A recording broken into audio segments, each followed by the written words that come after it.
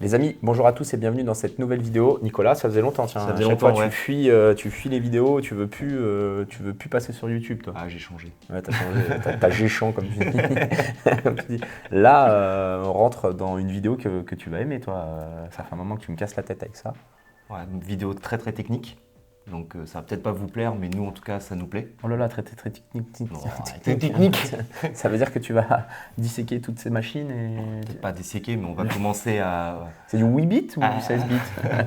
On va commencer à expliquer un petit peu certaines choses de notre métier. Bah oui, dans la vidéo de la M5, dans la vidéo, d'ailleurs une vidéo qui vous a plu les amis, sur la vidéo de Lucien, j'ai jeté à travers la fenêtre que ça serait cool de faire une vidéo sur nos différents outils de reprogrammation et sur nos outils de diagnostic. Alors on s'est dit, bah, on va commencer par les outils de reprogrammation, parce qu'il y en a beaucoup. Il y en a énormément. Et après, si cette vidéo fonctionne, vous plaît, donc likez, commentez, abonnez-vous les amis, faites tout ça. Sinon Augustin il dit ah, la stat elle est pas bonne, c'est une mauvaise thématique, on refait pas la vidéo. Hein Augustin, il est parmi nous aussi Augustin. Ouais, je suis d'accord. Je suis d'accord. Ouais, puis surtout on arrête de le payer quoi. Ouais, c'est Aussi. ça. Un peu moins de passion. Toujours pas de vidéo, millions de vues Augustin. On a des problèmes de son, de flou. Et là ce serait marrant, c'est celle-là quoi. Celle qu'on pense qu'il fera. Ah non, Peut-être pas le moins, mais Pas ma main coupée là-dessus. si elle fait 1 million en voiture de fonction, on lui met quelque chose de bien. Toi t'avais déjà dit une M4, Bah là ça sera une M5. Si c'est cette vidéo-là. M5 de boiserie. de boiserie sans problème.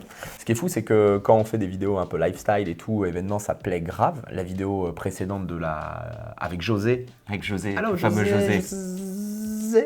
José l'usinage. C'est une vidéo très technique qui a plu aux puristes, mais parfois c'est un peu moins, ça fait moins d'audience. Bon, rentrons dans le vif du sujet, Nicolas. Est-ce que tu peux nous faire l'histoire, pourquoi on en est arrivé à un calculateur d'ailleurs? Alors pourquoi on arrive à un calculateur donc on passe la vraie histoire des moteurs en 1800 et quelques, etc. Parce que il y a tellement d'informations que... On essaie de faire du sourcing. Le premier moteur thermique, est-ce que c'est Benz? Est-ce que c'est pas Benz? Est-ce que c'est Carl Benz, pas Benz? Apparemment c'est Carl Benz, hein, donc avec un moteur qui faisait 0,9 chevaux, je crois, un truc comme ça. Tu te rends compte, toi 0,9 chevaux. Ouais, bah, maintenant, moi, c'est 0,9 TCE. Quoi. Même moi j'ai plus de puissance. Ça a plus de puissance. Dans les rouleaux, il arrive, il a juste à courir. Sur les rouleaux, il a plus. Donc, on va partir sur les moteurs un peu récents. Donc, on va commencer par les moteurs à carbu. Ouais, tout à fait. Les premiers systèmes d'injection sur... pas premier système d'injection, le premier système de carburation. De carburation, carburateur. Puis après, on arrivait à de l'injection mécanique. Exact. Injection mécanique, Julien à Nantes par exemple, avec le... G-tronic, K-tronic. Ouais, KG, G-tronic. Et puis après, l'arrivée des premiers Motronic. C'est un peu le départ. C'est pas encore tout à fait le départ de notre métier, mais ça ouvre une nouvelle ère. Quoi. Exactement. Parce que déjà à l'époque, le monde de la préparation existe quasiment depuis toujours. Donc à carbu, à l'ancienne, les gens, quand ils voulaient augmenter les performances, qu'est-ce qu'ils mettaient? Un carbu plus gros, peut-être d'allumage, il tournait un peu, avec les lampes strobo et tout. Toi, t'as connu ça sur le 2 temps, je pense. T'as pas bidouillé Est-ce que t'as bidouillé un 4 temps avec un carburateur? Moi, non. Par contre, j'ai vu. Il y avait La Choletterie, à la Choletterie, le garage à Choletterie, pour ceux qui connaissent. Ils venaient passer au banc des vieilles voitures d'origine. Il les retapait, il les repassait au banc et je les voyais sur le banc à changer les trucs au niveau du carbu, à tourner la tête d'allumeur. En gros, c'est simple. Toi, tu as pleine charge aujourd'hui, donc ta pompe HP, elle envoie dans tes injecteurs à plein gaz.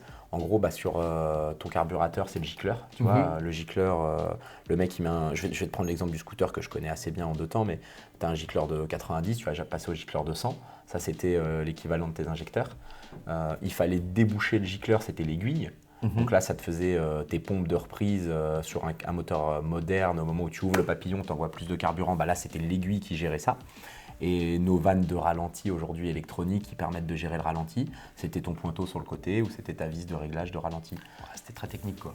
Ouais, il y a le flotteur, je pense que sur un carburateur de temps, tu as l'aiguille, la vis de richesse air ou essence pour le débit d'essence sur un carburateur de tronçonneuse par exemple, le flotteur, le gicleur principal, le gicleur de ralenti, le gicleur de reprise. En fonction des calculs. Ça en fait des choses juste pour envoyer du carburant quoi. Ouais, à l'époque, il y avait le mélange. Le carburateur, c'était peut-être, je sais pas, allez, 6-10 paramètres en fonction du carburateur. Puis après, on est arrivé avec effectivement, comme tu le dis, les premières allumages électroniques. D'abord, ouais. Tête de Delco, puis après allumage avec rupteur, allumage électronique, et après on arrive dans le motronique. Enfin. T'as Enfin, déjà quelque chose de bidouillé moderne. des motroniques, toi? Non, j'ai vu pareil. Moi, je suis venu trop tard dans la préparation. Moi, les vieux trucs comme ça. Toi, t'es un ancien, toi, avec ta Golf 3 VR6 à l'époque, là, la VR6, etc. Non, mais VR6, c'était déjà, je pense, si tu prends les premières générations de motronique, que moi j'ai connues en tout cas, 21 de litre turbo. Je pense qu'il y a des injections électroniques avant ça, hein, Oui. mais 21 turbo, Corrado G60, Corrado VR6, la E30. J'avais un pote avec la E30, il me parlait de ses épromes, on faisait que ça. Et c'était pas encore du chip tuning, mais on était dans la préparation, c'était pas répandu, il n'y avait pas internet. À l'époque, c'était un peu c'était underground, quoi. C'était un peu, la personne, elle faisait ça dans son garage pour lui et ses potes. Il y avait pas vraiment beaucoup de sociétés. Je crois qu'il y en avait une ou deux des sociétés de reprogrammation des années 80-90, quoi. Moi, quand j'ai acheté ma VR6, j'ai eu mon permis en 2006, donc j'ai acheté ma VR6 en 2005 pour préparer tu vois, ma future caisse et tout. Et STRS, Bagnolet, ils avaient déjà un banc de puissance. Ah ouais. Ils faisaient des épreuves. Donc je t'ai ramené un petit truc, Nicolas. À l'époque, les amis, avant de rentrer dans l'ère moderne, on avait ce genre de choses. J'ai plus tout à fait ces générations-là, mais les premiers calculateurs à EPROM, c'était ce genre de pièces. Tu venais prendre ta machine à souder. Station d'air chaud. Voilà. Ah non, moi c'était pas l'air chaud, hein. Je soudais les pattes comme ça, tu vois. Non, normalement, c'est pas à l'air chaud avec la pince spécifique pour retirer. Ah, si, ça, je peut-être, crois. mais Ça, moi, c'était les vrais, Moi, ça. c'était le ghetto. Hein. C'était le ghetto. Et déjà, ma VR6, elle avait déjà un porté-prom. Donc, elle avait déjà été bidouillée par le précédent Mais propriétaire. il y a de tête, je crois que vous direz dans les commentaires, je crois qu'il y a certains calculateurs qui étaient déjà équipés de portée-prom, je crois, d'origine. Alors, regarde, quand tu commences à connaître Babas, 325 TDS, il te dit que le calculateur 0261, ou excusez-moi, peut-être dans la ref, c'est pas bon, mais portée-prom, pas portée-prom. Donc il y a des calculateurs, effectivement, on prend juste les proms, les amis, on la déclipse, on la sort de son logement, on remet la nouvelle et c'est fini. Mais Bah, les proms aussi, il faut quand même leur expliquer pour ceux qui ne savent pas. En gros, c'est une petite puce où il y a les infos moteurs. Et il y a une petite particularité sur les EPROM, c'est que les EPROM, beaucoup Attends, on va demander à d'origine- Augustin. beaucoup d'origine, comment ça s'appelle, on peut juste lire, on ne peut pas écrire. Donc la solution à l'époque, bah, on achetait attends, des EPROM ne balance pas l'info. rechargeables en quelque sorte, effaçables, et il y avait une technique pour les effacer. Augustin, pour toi, d'après toi, l'EPROM, donc une petite puce, comment on faisait pour effacer les données dedans? Bah, tu fais la mise à jour. Tu te branches et t'enlèves ce qu'il y a. Toi, t'as pas connu les disquettes 3,5 ou ce genre de choses? Non. Non, disquette 3.11. Moi Ouais, j'avais ouais. 3.11, c'était Windows. 3 points, ouais. 3 points, c'est ça. J'ai connu les Blu-ray qui existent même plus maintenant. Ouais, il est né, il y avait les Blu-ray, quoi. Pour effacer les proms, mon gars, tu la mettais pas au micro-ondes, mais presque quoi. Tu la mettais dans une machine, explose. dans une lampe UV, tu mettais un minuteur, 20 minutes, et tu revenais, elle était effacée. Elle était effacée. Truc de fou. Voilà. Je sais pas comment ça fonctionnait. Donc comme quoi, le calculateur, si t'enlevais la carcasse métallique au-dessus, les lampes UV, ça se trouve, le soleil pouvait faire quelque chose, quoi. À l'époque, c'était compliqué parce que déjà, il fallait trouver les infos. Ouais. Il n'y avait quasi pas d'infos. Moi, le premier forum où j'ai commencé à trouver des infos, c'est Tlemcen Électronique en Algérie. Qui existe toujours. Ah oui, Ça existe toujours. c'était un forum où il y avait des infos pour un peu rentrer dans n'importe quel calculateur, EPROM et tout. Après, il fallait trouver le BIN, le XDF. Il fallait, moi, j'avais Tuner Pro Pour RT, modifier les... pour modifier. C'est là où j'ai rencontré mon pote Miloud qui a la RS4 et qui bidouille tout. Et c'est comme ça que tout a commencé. Mais c'était quasiment introuvable. Les mecs, pour trouver ça, c'était impossible. Et ça, c'est les véhicules avant 2000. Ah, c'est surtout que tu pouvais faire des erreurs qui pouvaient vite coûter cher, quoi. Tu pouvais vite mettre trop d'avance à l'allumage et dire « Ah, la voiture, elle marche » et bim. Mais même démarrer, j'arrivais même pas à démarrer la voiture. Moi.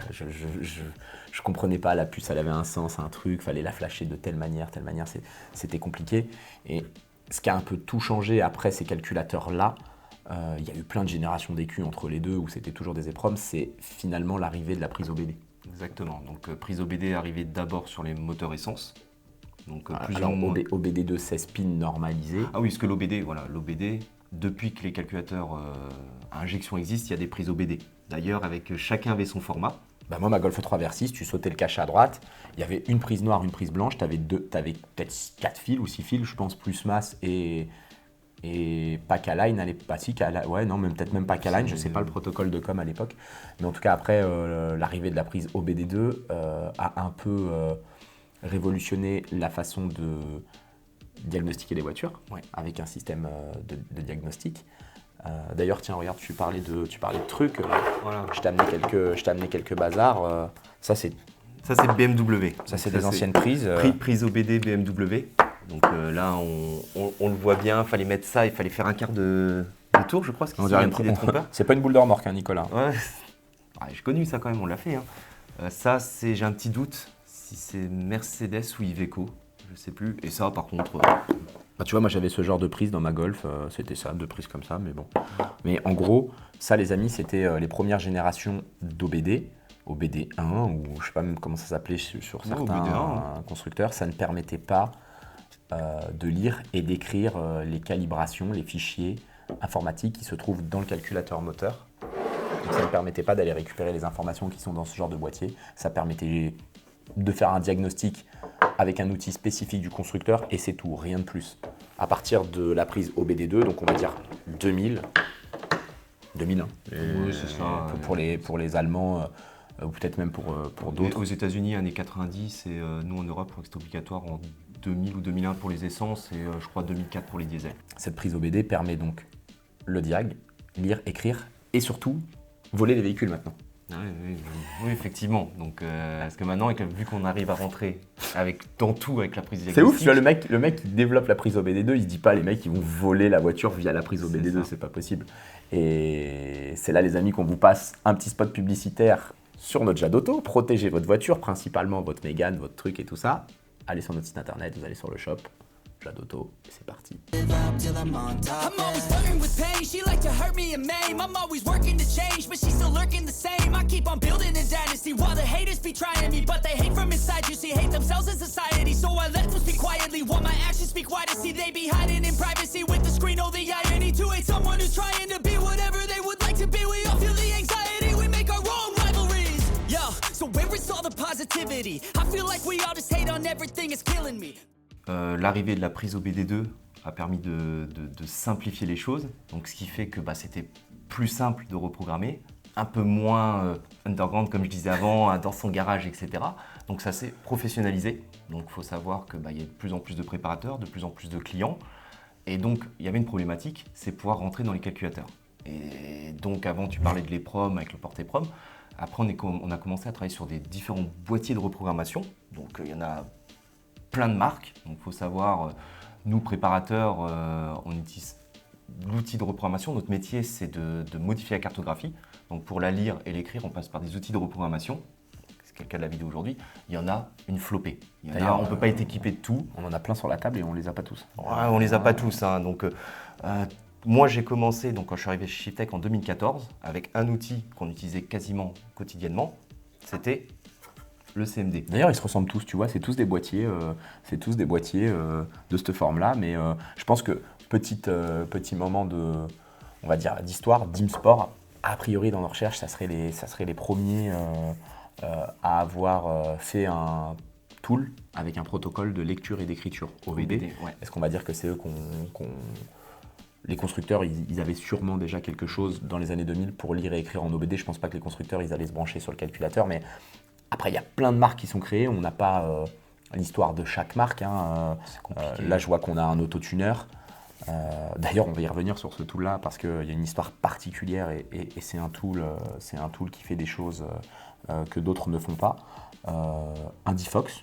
Difox, donc faut savoir, c'est que l'outil de reprogrammation qui ne fait tout n'existe pas. Donc, c'est-à-dire, ils ont chacun leurs forces, chacun leurs faiblesses. Il y en a qui sont meilleurs que d'autres.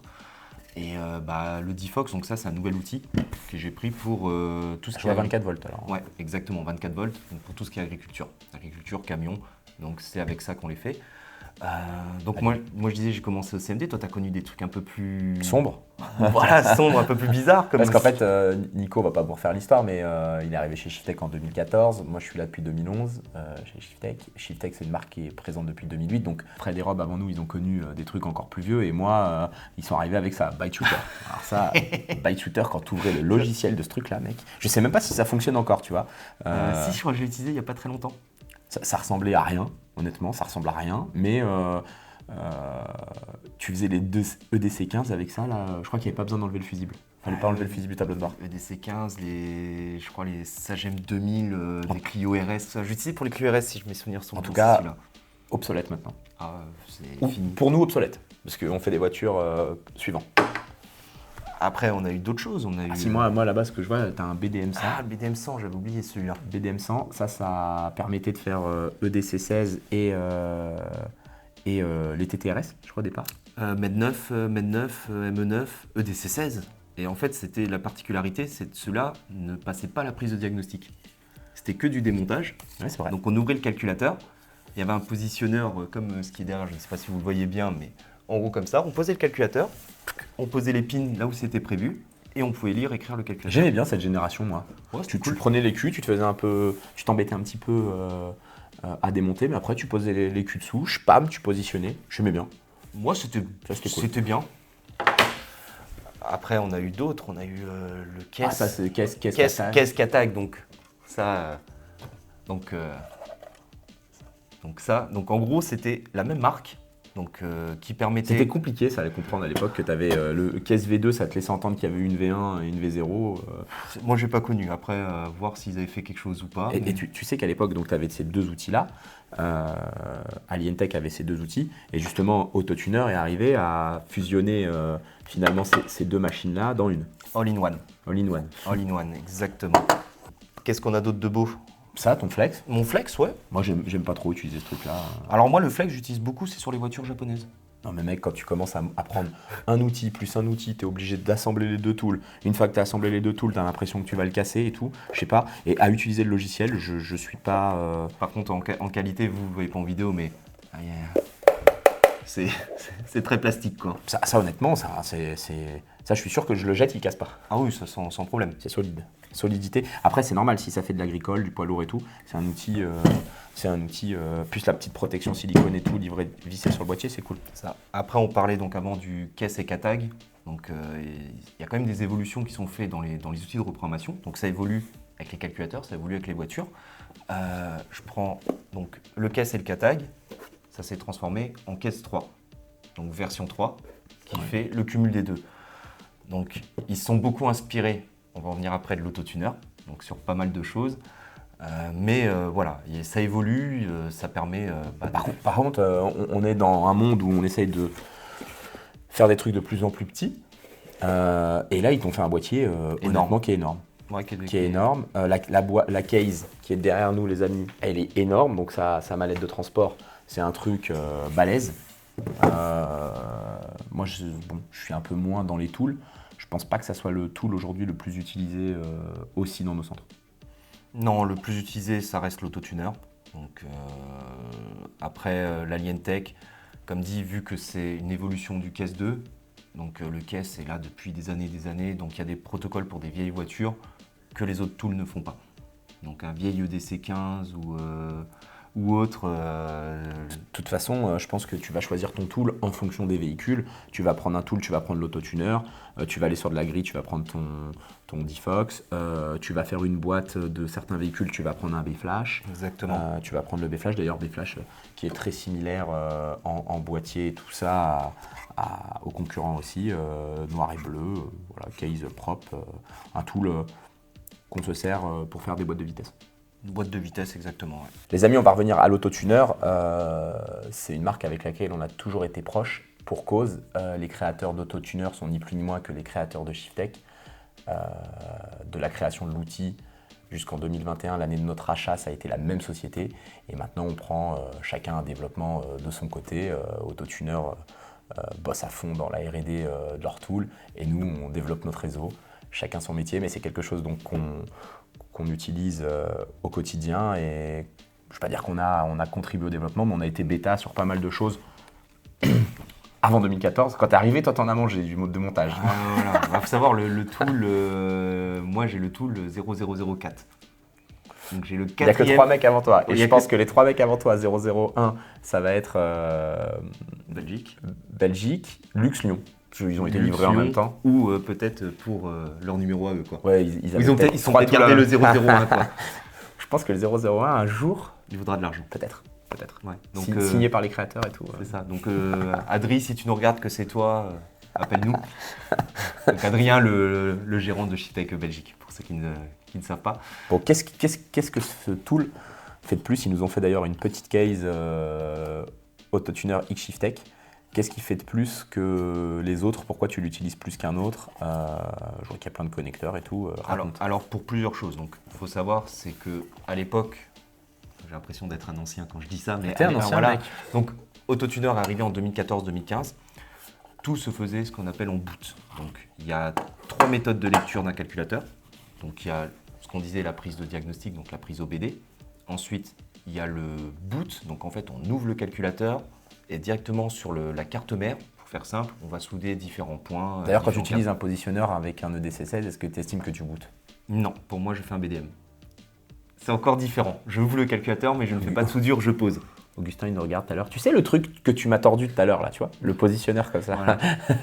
pour moi, c'est différent. Et après, il y a eu le bench qui est arrivé, donc on va en venir encore après.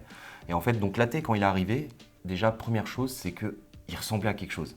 Donc tu parlais de l'interface de je sais plus qui. À l'époque, c'était on ouvrait le caisse V2, par exemple caisse V2, quand on ouvrait, moi je me souviens, j'arrivais le matin, j'ouvrais le calculateur, le logiciel, j'allais accueillir le client, je faisais tout tatata, et 20 minutes après, le logiciel était lancé. Donc on n'avait pas des PC foudre de guerre, mais ça mettait 20 minutes à se lancer. Pour lire un calculateur, c'était 10 minutes. Et là, tu es arrivé avec un programme où on double-clique, ça s'ouvre tout seul. L'interface est super jolie, intuitive. Ensuite, c'est rapide. Donc vraiment, ils sont arrivés, rien qu'avec ça, ils ont révolutionné les choses. Je ne sais pas le pourquoi du comment, donc l'hardware est un peu différent. Il s'est arrivé avec des nouveaux processeurs, etc. Donc, alors que les Après, tu connaissais aussi historiquement quand ils créent l'autotuner ou quand ils ont dans la tête de développer l'autotuner, ils se disent aussi, c'est pas un gars qui débarque et qui connaît pas le marché. Ah non. Tu vois, le gars qui développe le tool, il connaît les besoins de ses centres, il connaît les besoins de ses clients, il connaît les besoins d'un futur utilisateur et il se dit, je vais faire une solution all-in-one, je vais tout intégrer dedans, je vais pouvoir faire de la reprogrammation, du diagnostic, faire du data logging, activer des modes dyno. Ouais, pour les McLaren, ouais. Toi, tu connais l'histoire de tu mets les warnings, 4 coups d'accélérateur, tu fais le cheat code croix carré rond et tu mettais le mode passage au banc. Lui, il est arrivé, McLaren, tu utilisais certes le câble McLaren, mais tu la mettais en mode dyno et sans abonnement et avec des mises à jour gratuites. À l'époque, il pète le game, quoi. Et surtout, des nouveautés. Parce que comme on disait avant, donc le monde de la préparation a évolué avec les calculateurs. Mais il faut savoir, les voitures donc, ont des nouveaux calculateurs. Si les outils ne font pas de développement pour entrer dans le calculateur, on ne fait rien. Et Autotuner, c'était parmi les premiers à avoir développé les BMW F-Series, les MG1, Note Yaris GR. Ouais, c'est vrai. Là, tu parles vraiment de dev où ils ont été en avance. Moi, ce qui m'a toujours le plus choqué aussi, c'était j'ai été très team CMD avant. Moi, j'aime bien la simplicité, tu vois. C'est le truc simple, les colonnes comme dans un fichier de gauche à droite. Mais moi, je suis le mec à l'ancienne. Cédric, donc notre troisième associé, lui, il aime bien les trucs un peu léchés, jolis et tout. Et effectivement, l'interface élégante et intuitive, c'était un peu une nouveauté à l'époque. Tu prends le caisse, tu te souviens que mettez le contact, coupez le contact, mettez le contact, coupez, ok. Wow, c'était un moment stressant, quoi. Ah oui, puis il y a certains autres marques de boîtiers, de tools, où ils avaient, en gros, tu choisissais Audi, et là tu avais la liste de tous les calculateurs. Allez, débrouille-toi. Mais tu as encore des mecs qui sortent des tools dernière génération, où c'est que par type de calculateur. Moi, je suis un peu largué aujourd'hui. Tu me demandes d'aller reprogrammer ma série 5. Quand je dis largué, attention les amis, c'est que c'est un métier, si tu n'es pas dedans, si tu ne suis pas les nouveautés, si tu ne regardes pas toutes les releases et tout. Ça évolue tout le temps. À l'époque, on connaissait tous les calculateurs par cœur. En fait, on parlait même pas en moteur, on parlait en calculateur. Il y a quoi comme calculateur dans ma 525 TDS 525 TDS? Non, dans ma... Il n'a pas compris la vanne, Nicolas. Ça doit être un MG1... quelque chose. Ouais. Mais comme on n'est plus dans l'opérationnel, avant je les connaissais par cœur, tous les calculateurs. Donc maintenant, on fait d'autres choses, donc on s'est éloigné de ce genre de choses. Mais il y a nos gars qui sont là, on va les interviewer après. Après, on va descendre, on va leur demander, il y a quoi comme calculateur? Bref, ils avaient sorti un truc un peu révolutionnaire et on continue à bosser avec eux en date. Donc il y a quoi? Il y a peut-être un mois et demi. Encore nouveauté, un Elite 3 TCE, le calculateur OMS 31XXXXXX et le site 321 qu'on attend depuis longtemps. Site 321, quand on vous parle de ça, les amis, ça ne vous parle pas, mais c'est le moteur diesel de chez Renault et le MS 31 quelque chose, c'est le moteur. Un litre 3, 0,9, un litre TCE quoi. Mais qui n'est toujours pas réalisable dans la Mercedes. D'ailleurs, AT, je sais que vous allez voir notre vidéo, si vous pouvez nous saucer le protocole pour la Mercedes et pour les BMW pour qu'on arrête d'envoyer le truc à l'autre bout de la planète. Ou les RS3 aussi, RS3 UT4. On va vous faire une liste. Parlez pas chinois. En commentaire, on va faire la liste de tous les calculateurs qu'on veut développer. Renforcer votre secteur développement, passer de 350 à 600 salariés et accélérer, quoi, parce qu'on en a besoin. Mais ils sont venus avec un truc aussi cool. Je pense que, est-ce que tu te souviens, je ne l'ai pas ici, mais est-ce que tu te souviens comment tu faisais du data logging avant 2014? On n'en parle pas.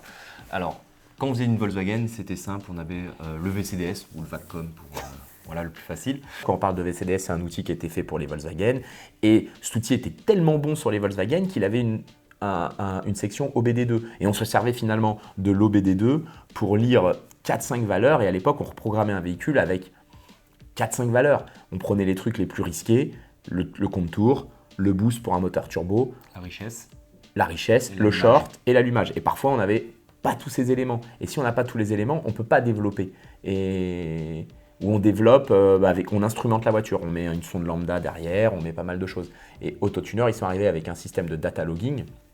C'était un peu révolutionnaire, encore une fois. C'était un nouveau monde. Avant, comme dit, VCDS ou Bavarian pour les BMW, quand on n'avait rien, c'était la valise de diag qui ramait, qui n'arrivait pas à exporter. Donc on filmait, on regardait les valeurs, on disait au motoriste, tiens, la richesse elle est à cet endroit-là. Puis Autotuner est arrivé avec des choses où déjà ça prenait tout, ou quasiment tout, en une fois. Alors je ne vais pas rentrer dans les détails. Rob, il serait mieux placé que moi pour en parler, mais en gros, le protocole de diagnostic OBD2, c'est un protocole générique. On a à peu près les mêmes valeurs pour tous les véhicules. Autotuner, ils vont loguer des trucs spécifiques. On était limité par le 8 bits, le 16 bits. Bon, je ne vais pas rentrer dans un terrain trucs très techniques. Compliqué, très technique. Mais là, ils ont développé en interne un data logging par véhicule. Donc, c'est du data logging spécifique pour chaque véhicule. On va pouvoir aller loguer toutes les channels. Ils ont fait l'interprétation via des coefficients, via des tables et via tout ça de toutes les tables nécessaires pour un tuner. Attention, il y a toujours le tuner qui va avoir besoin peut-être du torque limiteur. L'attention de batterie. L'attention de batterie, je pense qu'elle est dedans. Parce que si on prend le nouveau EMS, tu vois les tables de datalog, c'est solide. Mais par exemple, sur l'EMS, il n'y a personne qui fait de data logging sur l'EMS. Aujourd'hui, il n'y a que Autotuner qui fait du data logging sur ce calculateur-là. Vous lancez un datalog sur ce nouveau calculateur, un litre 3 TCE, vous avez des paramètres qui ne sont même pas utiles aujourd'hui à nous, tuners, mais qui sont utiles peut-être au mec qui va faire je ne sais quelle modification, mais il y a tout dedans, et surtout, maintenant tu cliques et tu l'ouvres directement, tu ne passes plus par un Excel. À l'époque, suivre les consignes de boost et les consignes de pression, c'était dans un Excel, ou alors c'était sur... Il y avait Mozilla, ou je ne sais même plus le nom, un truc comme ça. Et maintenant, hop, ça te trace la courbe. À l'ancienne, moi, les premiers logs que je faisais, c'était en 2009. Donc, parce que j'avais une voiture, une S3, qui avait du mal, qui avait des fuites de Surel dans tous les sens. Donc, plutôt que d'avoir le préparateur, je m'étais acheté un VACCOM, je loguais moi-même. Et effectivement, on avait les valeurs en CSV, donc plein de chiffres, plein de colonnes. Il fallait les sélectionner, faire un tableau pour avoir des graphiques. Après, il y a eu des sites internet qui ont permis d'uploader le CSV pour avoir des graphiques, etc., qui sont un peu plus lisibles. Et là, on a tout qui va bien. Donc, Ah mais là, t'as vu une S3, t'avais une Volkswagen. Oui. Imagine que tu tapes... une Volvo tu un tapes, peu bizarre. une Volvo, même pas ça, une Mégane 2 RS.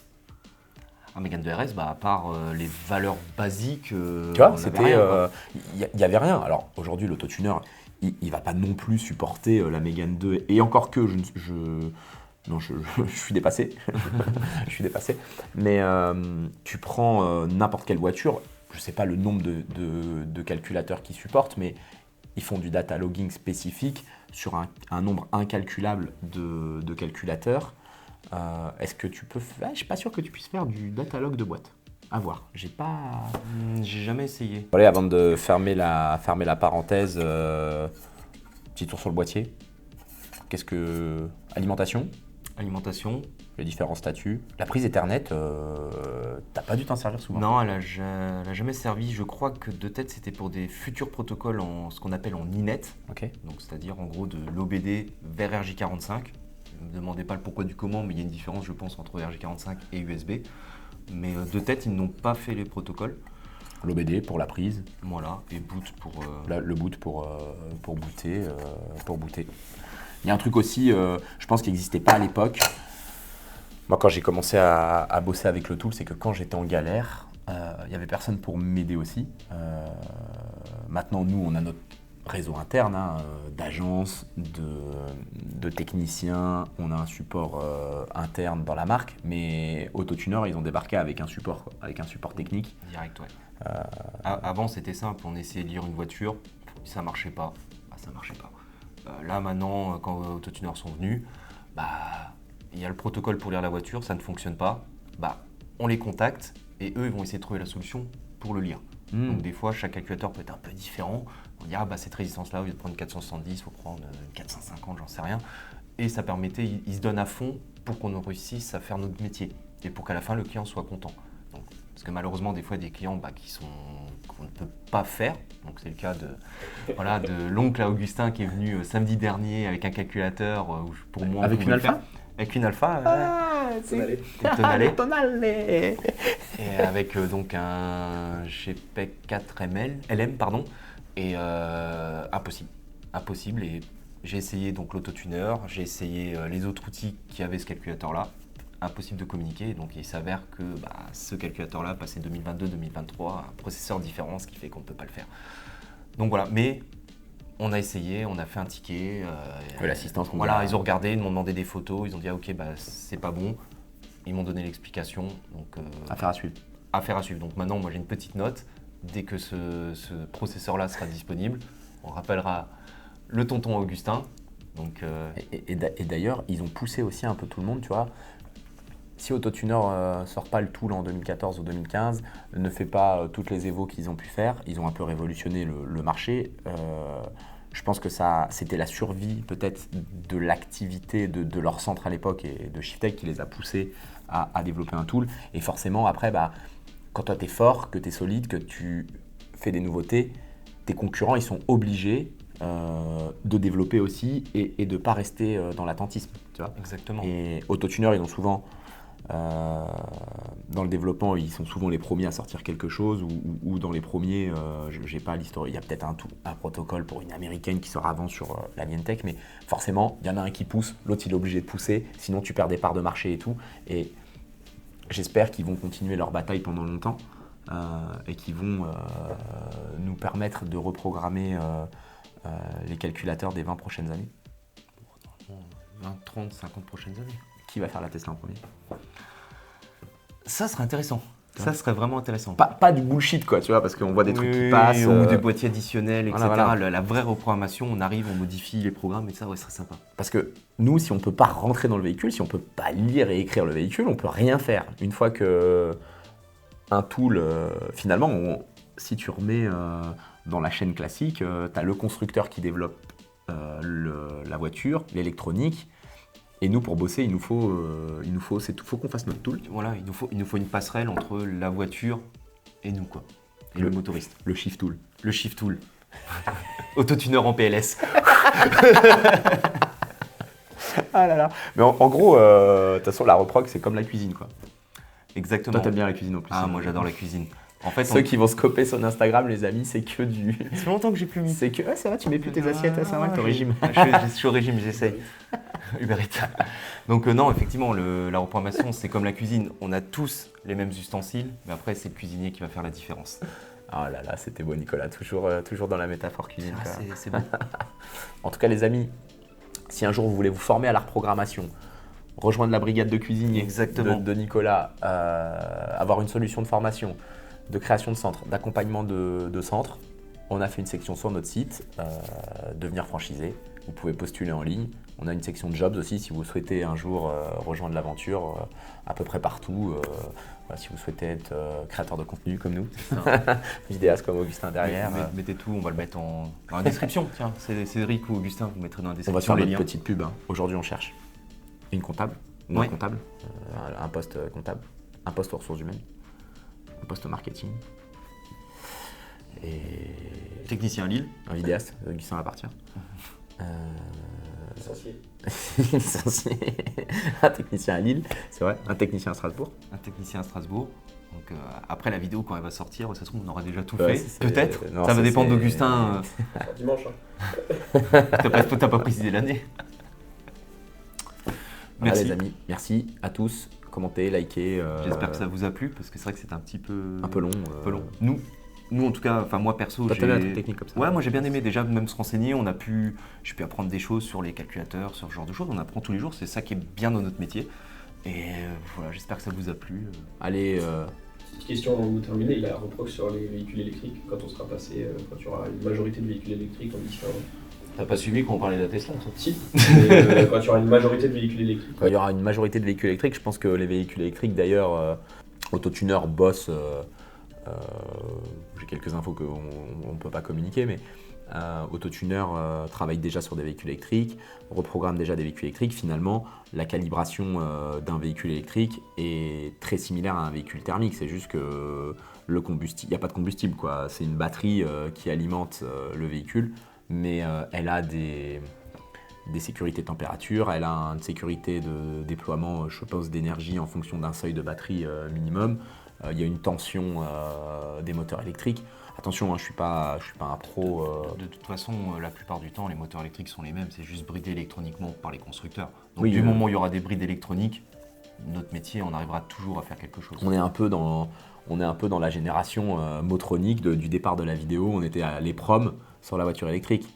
Dans 10 ans, autant dire que la voiture électrique aura beaucoup moins de secrets. Maintenant, avec le monde actuel, le partage d'infos, c'est beaucoup plus rapide. Les technologies, ça va beaucoup plus vite à développer, peut-être trop vite d'ailleurs. Peut-être trop vite. Est-ce que Tesla sera encore là dans 10 ans? Moi, je pense que oui. Tesla, t'es là ou t'es pas là? C'est bon, la SDV de Augustin? C'est bon, on peut faire l'autre. Bon. Abonnez-vous. C'est pas comme si on l'avait fait avant, là, autour. Ouais, ouais, bah, après, Les amis, abonnez-vous à nos réseaux sociaux, Shiftech, Médéric Shiftech, Nicolas le cuisinier. Donnez un pot de force à Autotuner si vous voulez des infos sur le tool, autotuner.com.